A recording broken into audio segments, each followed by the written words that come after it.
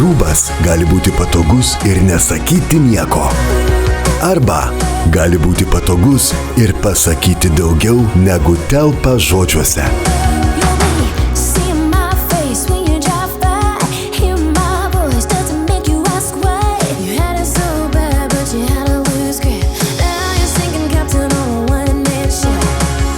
Puoškis lietuviškai.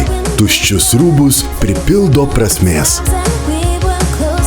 Tai laisvalaikio apriedai tiems, kurie moka skaityti baltų ženklus ir supranta juose paslėptus pasaulio tvarkos dėsnius.